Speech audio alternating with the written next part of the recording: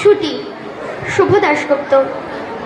হাসপাতালের করিডোরে বড় বাজারের মতো ভিড়। ভিড় ঠেলে নিকুঞ্জ কোনো মতে ডাক্তারবাবুকে ধরতে পারল।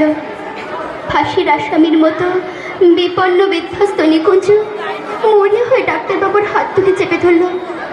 কিছু একটা করুন স্যার, আজ কদিন হয়ে গেল আমার ছোট্ট মেয়েটা ওই নোংরা বারান্দায় পড়ে আছে। বড় ডাক্তারবাবু বিরক্ত হলেন। চারপাশে ভিড় করা হবু ডাক্তারের দল হৈ হৈ করে উঠল। পথ ছাড়ুন, স্যারকে যেতে দিন।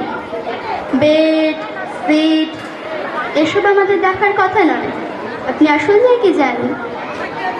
রোগে উপচে পড়া হাসপাতালে নোংরা বারান্দায় অসংখ্য মানুষের ভিড়ে একটা ময়লা বিছানায় মামনি শুয়ে আছে।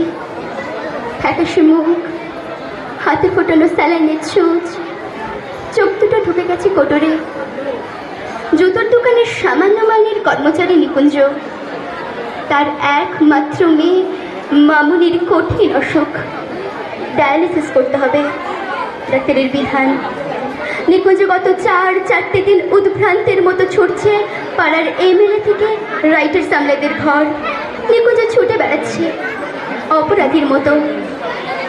ভিজিটিং আওয়ারের বিষণ্ণ বিকেলে ছাদ দরজায় কৃপা ভিক্ষা সেরে ক্লান্ত নিকুঞ্জ একটা সস্তার কেক, দুটো ছোট সন্দেশ ঠোঙায় নিয়ে মেয়ের মাথার কাছে এসে বসে।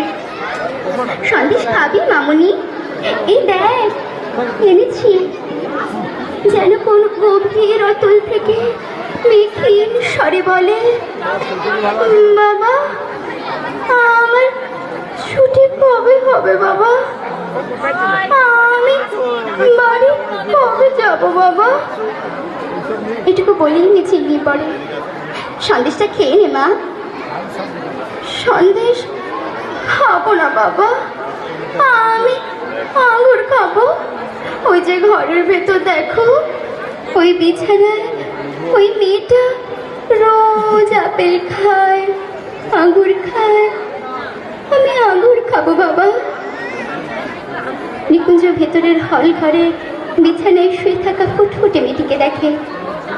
তারপরে ধীরে ধীরে বলে, আচ্ছা মা, কাল নিয়ে আসবো আঙুর। পাড়ার এমএলএ দয়ালু হাতে চিঠি দিয়েছেন মন্ত্রীর সিএকে। তিনি চিরকুট পাঠান আরেক আমলাকে, আমলা নোট পাঠায় হাসপাতালের সুপারকে। কিন্তু গত কদিনের নিকুঞ্জের সমস্ত উদ্বেগ উৎকণ্ঠাকে তুচ্ছ করে সেই নোট পৌঁছায়নি হাসপাতালে। নোট যায়নি। দিন চলে যাচ্ছে, রাইটার্সের ছুটি চলছে। গরিব নিকুঞ্জ সারা দিন জুতোর দোকানে মানুষের পায়ে জুতো পরায়। অন্যমনস্ক, কাজে ভুল হয়ে যায় বারবার। মালিক ধমক লাগায়। একটা নধর পায়ে জুতো পরাতে পরাতে নিকুঞ্জের ইচ্ছা হয় পয়সাওয়ালা খদ্দেরের পা দুটো চেপে ধরে বলে, স্যার আমার একমাত্র মেয়ে পয়সার অভাবে হাসপাতালের নোংরা বারান্দায় একা পড়ে রয়েছে। দিন না স্যার কয়েক হাজার টাকা, আমি সারা জীবন আপনার গোলাম হয়ে থাকবো। কিন্তু এসব বলা হয়ে ওঠে না নিকুঞ্জের।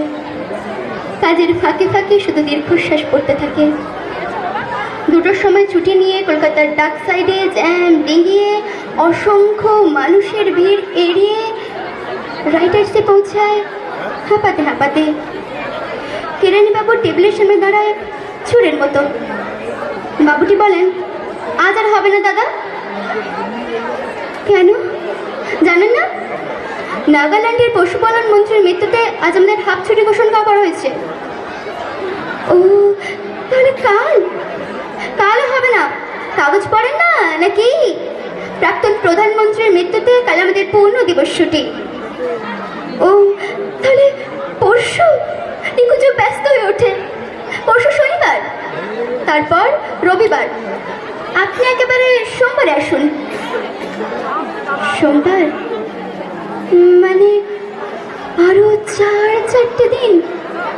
নিকুঞ্জকে কেউ ঠেলে ফেলে দেয় অতল সমুদ্রে। তলিয়ে যেতে থাকে নিকুঞ্জ। তলিয়ে যেতে যেতে ভিড়ে টপকে দরজা দিয়ে বাইরে এসে যেতে যেতে তার কানের সামনে বারবার ভেসে আসে মামুনির কণ্ঠস্বর। বাবা, আমার ছুটি কবে হবে বাবা? আমি বাড়ি কবে যাব বাবা? হঠাৎ নিকুঞ্জের মাথায় জ্বলে ওঠে আগুন। দুর্বল অভুক্ত শীর্ণ শরীরে হঠাৎ যেন জ্বলে ওঠে ভয়ঙ্কর তেজ। রাইটার্সের বারান্দা দিয়ে ছুটতে থাকে নিকুঞ্জ। ছুটতে ছুটতে নিকুঞ্জ সোজা পৌঁছায় ডাল হস্তিপাড়ার প্রাচীন এক বন্দুকের দোকানে। আগুন চলছে তখন নিকুঞ্জের মাথায় ধূমকেতুর মতো। নিকুঞ্জ চিৎকার করে বলতে থাকে, আমাকে একটা বন্দুক দিন, আমাকে একটা বন্দুক দিন, যা দিয়ে হাজার হাজার গুলি বের হবে। আমি সমস্ত নেতা, প্রাক্তন মন্ত্রী, কর্তাদের গুলি করে মেরে ফেলবো। তারপর সারা দেশে একদিনই রাষ্ট্রীয় সুখ, একদিনই ছুটি, আর তারপর আমার মামুনির ডায়ালিসিস। দোকানের দারোয়ান ঘাড় ধরে নিকুঞ্জকে বের করে দেয়। নিকুঞ্জ ছুটতে থাকে।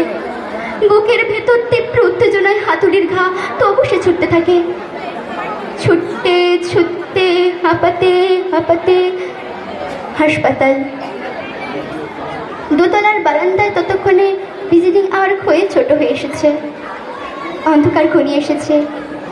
সিঁড়ি দিয়ে উঠতে উঠতে নিকুঞ্জ ভিড় করে বলতে থাকে, মামুনি চিন্তা করিস না, আর মাত্র 4 দিন পর রাষ্ট্রীয় শোক শেষ হলেই তোর চিকিৎসা হবে। তুই ভালো হয়ে উঠবি মা, তুই কিচ্ছু চিন্তা করিস না। বলতে বলতে দ্রুত পায়ে মামুনির বিছানার দিকে এগোতে থাকে নিকুঞ্জ। পকেটে 2 টাকার আঙুর।